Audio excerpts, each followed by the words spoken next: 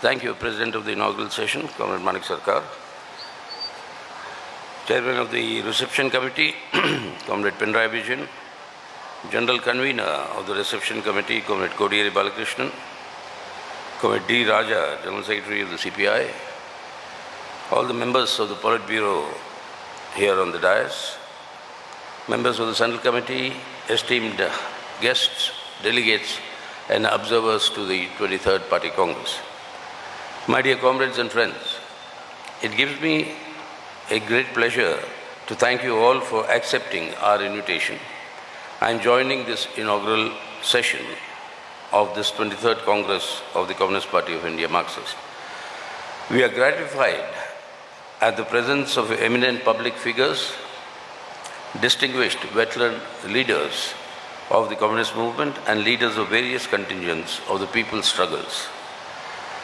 I wish to thank Comrade D. Raja for his physical presence here to greet our Congress. Comrades 𝒂𝒊𝒅𝒄𝒄 𝒂𝒊𝒃, General Secretary, All India Forward Bloc. Comrade Manoj Bhattacharya, General Secretary, Revolutionary Socialist Party. Comrade Dipankar Bhattacharya, General Secretary of the CPI-ML Liberation, for some compelling reasons have not been able to physically participate. They have, however, sent their greetings and fraternal messages to the Party Congress, which are being circulated, and they will be read out in the inaugural session.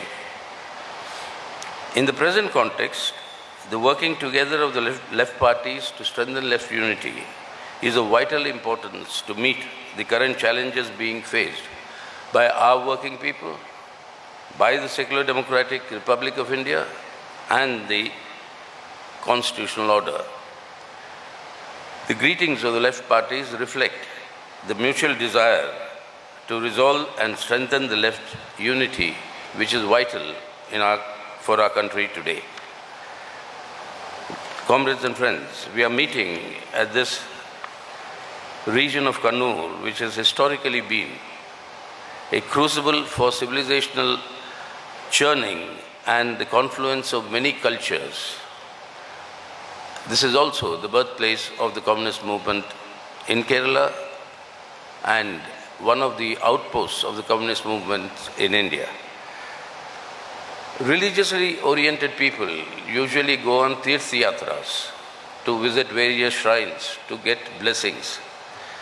A communist or a revolutionary goes on a tirth-yatra to the places which have been the ground, the earth on which the revolutionary movement advanced, and to pay homage like we are here in Kannur, because no tirth-yatra for a revolutionary would be complete without visiting Kannur, paying homage to the Kayyur martyrs, paying homage to the Karivellur martyrs, and draw inspiration from the strength of the revolutionary movement and traditions here.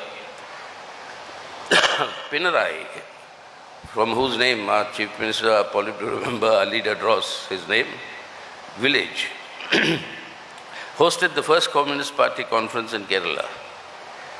The legends of the communist movement, Comrade P. Krishnapilla, Comrade E.M.S. Namboodiripad, Comrade A.K. Gopalan, and many others were delegates to this conference. With Comrade P. Krishnapilla as the secretary, the Communist Party started functioning initially from a place called Chirakkal in Kannur, braving intense repression, often having to work from underground, particularly when the party was banned. These dedicated comrades carried forward the revolutionary struggles, laying the foundation for the communist movement in Kerala and for the communist movement, in that sense, contributing to the communist movement in India. The anticipatory vision of the communists, their dedicated struggles, earned the confidence to make the Kerala communist movement a formidable outpost for the Indian revolutionary movement. The organizing committee for this Congress has compiled this rich history, revolutionary history of Kannur, in a small booklet called Kannur, the Red Land. That is being circulated to all of you, and I only appeal to all of you to just read it so that we can draw the necessary inspiration for galvanizing the party in today's conditions.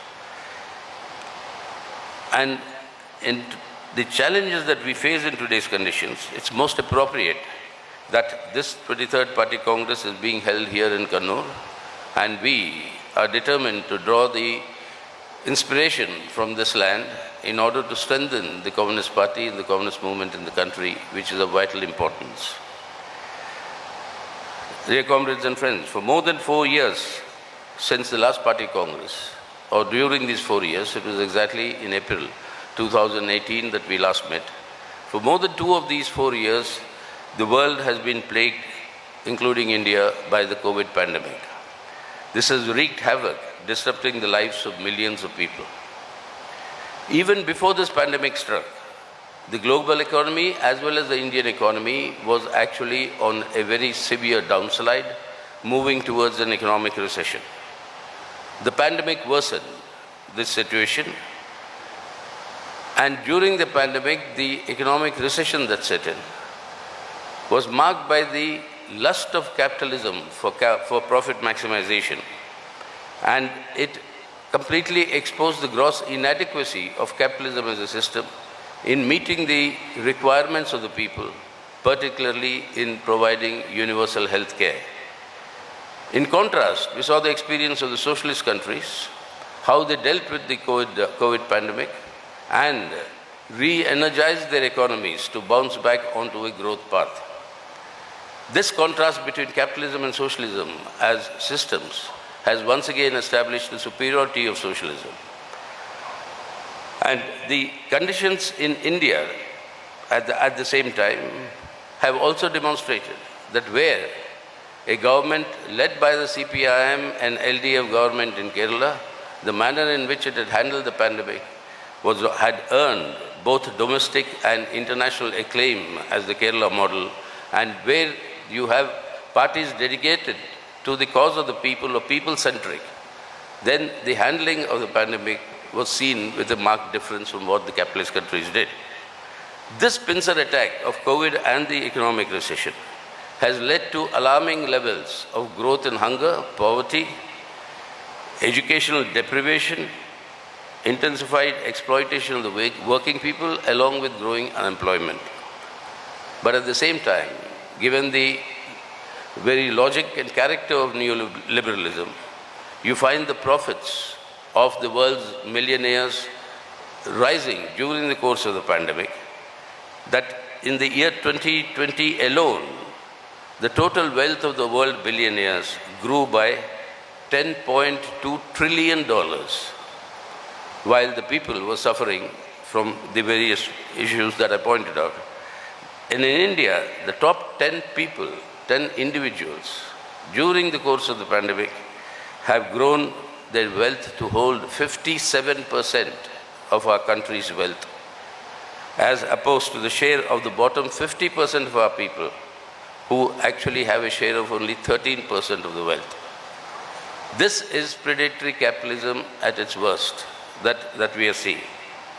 Now, in this quest to control the government so that these predatory policies can be followed, the market political rightward shift is taking place in every country. This rightward shift in politics is to ensure governments that will promote neoliberal policies and at the same time disrupt the growing unity of the working people in struggles against this double whammy attack of the pandemic and the economic recession. And this disruption, the political right seeks through appealing to emotional passions, fostering divisive appeals, promoting racism, xenophobia, religious sectarianism, fundamentalism, parochialism, and in the Indian context, communalism.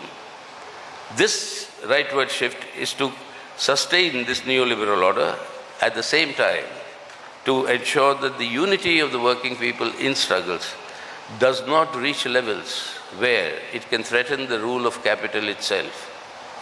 And that has to be prevented. This political rightward shift is the answer of the ruling classes. But this is being resisted. You have countervailing forces that have actually resisted and advanced. And the most classic case, inspiring case, is that in Latin America, where you have in many countries, the left democratic and progressive forces, a combination of them, electorally defeating the political right and forming the governments there.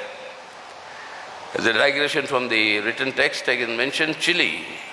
50 years ago, when my generation was growing up, was the centerpiece of the launching of neoliberalism with the ouster of the Allende government and the Pinochet dictatorship that would come in by US imperialism. Now in that Chile, 50 years later, you have a democratically elected, left-oriented government with 3 members of the Communist Party of Chile holding very, very important positions. Yes, where people have united and fought, this can be resisted, and that has been demonstrated through the Latin American experience and also in some parts of the Europe, where in your Scandinavian countries, they have defeated the political right. But in this process, the quest for global hegemony by US imperialism continues to aggravate. In the post-COVID situation, this quest for global hegemony is sought to be directed to ensure that no country or no force can actually challenge US imperialism. And in that, the main target of US imperialism today is China. The global rise of the socialist China has actually posed this threat whereby US imperialism has shifted gear from this earlier strategy of containment of China to what it today pursuing, the isolation of China. And in the process of isolation of China, it's mobilizing all its allies, all its Western allies. And in this process, it is creating conditions in the world which will have serious ramifications for the social contradictions that exist in the world today at the international level. Now, when this has been going on, came the Ukraine war. Today is the 42nd day of this war in Ukraine. We have said the war must immediately stop. There must be a ceasefire, and through negotiation that must be done. But we must realize that this is a war actually between Russia and US and NATO. And Ukraine is the theater where this war is being waged. And this has been caused by the relentless expansion of NATO, which should not have existed after the Soviet Union's disintegration. Expansion of NATO to the Russia's borders, where they have 175,000 combat troops stationed on Russia's borders. All Eastern European countries have become NATO members except Ukraine and Georgia. This effort to make Ukraine a member of the NATO and pose the threat is the provocation for this war. And whatever this provocation, but the war must end. This must be ensured that there is no eastward expansion of NATO any longer. And this must be ensured, but at the current moment, the war continues to rage on. But the actual culprit behind this is the quest for global hegemony by US imperialism, which is the reason for NATO's expansion. Now, in this context, while this war has set in, many more developments that will have international ramifications, along with the US imperialism's thrust for strengthening its hegemony. In this context, the role of India has come into focus, with India consistently abstaining on all anti-Russia resolutions in the United Nations. During the last 7 years, particularly, there's been a trend happening earlier, but during these last 7 years, under this BJP rule, India was taken to a position where its status as a subordinate junior ally of US imperialism was cemented. We've joined imperialist alliances, imperialist military arrangements, and with lots of treaties, India became a junior partner of US imperialism. But with the war in Ukraine, the futility of taking up this sort of a direction in India's foreign policy of becoming an appendage to US imperialism, that futility has been thoroughly exposed. It is clear from these developments that India has to pursue an independent foreign policy, maintaining the supremacy of its own national interests first, and not becoming an appendage to any imperialist bloc. And therefore, the time has come for this Modi government to reconsider withdrawing from the Quad, which is a military alliance with USA, Australia and Japan, and with military exercises being conducted. India should start distancing itself from the Quad and should actually think in terms of exiting the Quad, because in these conditions of today, after the Ukraine war, in these new conditions, this entire futility of this approach has been proven. While these developments are going on in the international sphere, dear comrades and friends, these 4 years, particularly since the return of the BJP to form the government in 2019, India has been subjected to the aggressive pursuit of the Hindutva agenda of the fascistic RSS.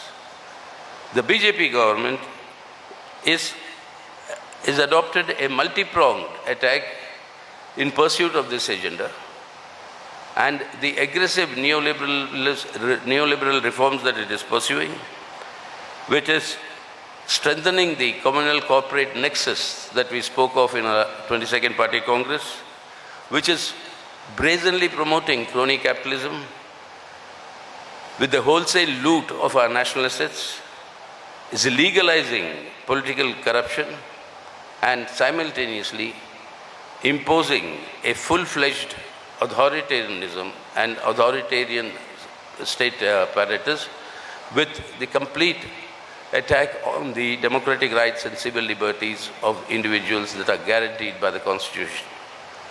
What we therefore see is the undermining of the Indian Constitution and change the character of the Indian Republic.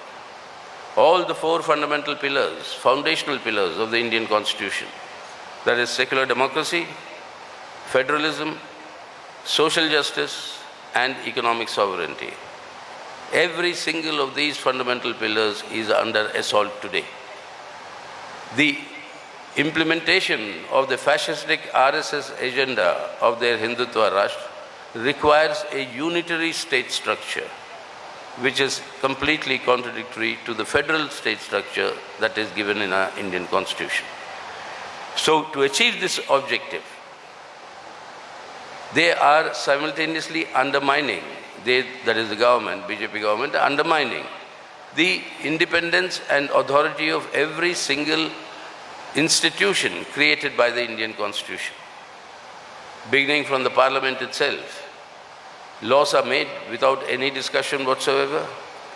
The judiciary, the election commission, the CBI, the ED, every one of these independent institutions, their independence will be compromised, and there is a determined attempt also in this process to aggressively carry forward this agenda while not paying any concern whatsoever to the problems that people are facing. There is no question of any relief to all the mishandling of the COVID pandemic by this central government. We have seen the manner in which corpses have floated on rivers like the Ganga, but the concern for people's livelihood, their growing unemployment, their hunger, their poverty, none of that has any priority with this government. On the contrary, today I think is the 14th time that the price of petrol has been hiked, petrol and diesel. You have this constant daily rises in the prices leading to a galloping inflation, which is compounding the miseries of the people. But at the same time, when they are ruining the lives of the majority of our people, pursuing this direction of undermining our constitution and its independent institutions, it has succeeded, which we must recognize, in creating an overarching Hindutva identity in our country, which is the mainstay, that is the sharpening of communal polarization through the spread of hatred and violence, polarizing the Indian society. This sharpening of communal polarization is the main stay for their political and electoral mobilization. That reality we must recognize. So therefore, under these circumstances, it is essential that the BJP has to be isolated and defeated in order to strengthen the people's struggles for a better life, to safeguard the secular democratic character of the Indian Republic and the Indian Constitution. Isolating the BJP cannot be achieved only electorally, but it will have to be undertaken by conducting sustained efforts in the political, ideological and cultural social spheres. This 23rd Party Congress will discuss the concrete steps that need to be undertaken to strengthen the struggle against this Hindutva agenda. The foremost task before us in this Congress, therefore, is to focus on substantially increasing the independent strength of the CPIM and its political intervention capacities. On this basis, to strengthen the unity of the left forces, sharpening class and mass struggles. And on that basis of these struggles, to forge the unity of left and democratic forces on the basis of an alternative program, which will be the alternative to the ruling bourgeois landlord classes. And in order to defeat the BJP, to forge the broadest possible front of all secular forces against Hindutva communalism. These four measures are the direction in which we'll concretize in this Congress deliberations, how we'll proceed on this basis. And therefore the CPIM appeals to all left secular democratic forces to come together in order to isolate and defeat the BJP. All political parties that proclaim secularism must rise to the occasion to discharge this patriotic duty. The Congress Party, along with some other regional parties, must set their houses in order and decide where they stand to safeguard the secular democratic character of the Indian Republic. Prevarications, compromising attitudes towards communalism can only lead, as experience has shown, to an exodus from such parties towards the communal forces. Hindutva communalism can only be combated by championing uncompromising secularism. And that is a point that must be underlined in today's context to strengthen the struggle to meet the challenges that we face. Comrades, we are meeting in Kerala today, where the CPIM-led LDF government have shown the way to uncompromisingly uphold secularism, respecting equality, irrespective of caste, creed or gender, while at the same time seeking to implement pro-people policies as the alternative to the neoliberal agenda. The results are there for all to see, with the world today acclaiming Kerala's high-ranking human development indices. And this achievement has been on the basis of these principles of upholding secularism, respecting equality, and with a pro-people policy alternative. The CPIM shall resolve to strengthen the efforts for building a strong Communist Party, stronger left unity, and forging of a left democratic front. We seek the cooperation of the Indian people and appeal to all Indian patriots to jointly resolve to safeguard our constitutional republic, strengthen the struggles for an alternative pro-people policies, and by forging the broadest front of secular forces against Hindutva communalism. Comrades and friends, we are meeting on a day, 32 years ago, we lost one of our veteran communists, one of our Navaratnas, Comrade B.T. Randive. On this day, 32 years ago, we recollect his memory, his contributions to the revolutionary cause, and the inspiration continues to remain in order to advance. Along with all the martyrs that we have remembered today, all the martyrs of the past that Comrade reception committee chairman Pinarayi Vijayan's speech referred to, and along with all those who have sacrificed to create a better India, we are determined as the CPIM to carry forward this struggle. Finally, comrades, we are very happy and we salute, in fact, around 37 fraternal parties internationally so far who've sent their messages, fraternal messages of solidarity to us. We consider this as very important in today's conjuncture because, as all the developments have shown, there's no answer to the people's problems, to the economic crisis, or to efforts to create a better world under capitalism, particularly under capitalism with a neoliberal trajectory. The only alternative is socialism, and we are committed that that political alternative of socialism has to be strengthened, and we assure all these parties who have sent us their fraternal greetings that we send back our fraternal solidarity to all of you to strengthen the political alternative in your countries while we shall strive to strengthen it in our country, because the future, the only future that human civilization can ever have is that of socialism, and we shall march towards that socialism, strengthening ourselves. So that is the message we want to convey to these parties, and I thank you all for coming and joining us in this inaugural session. My right salutes to all of you.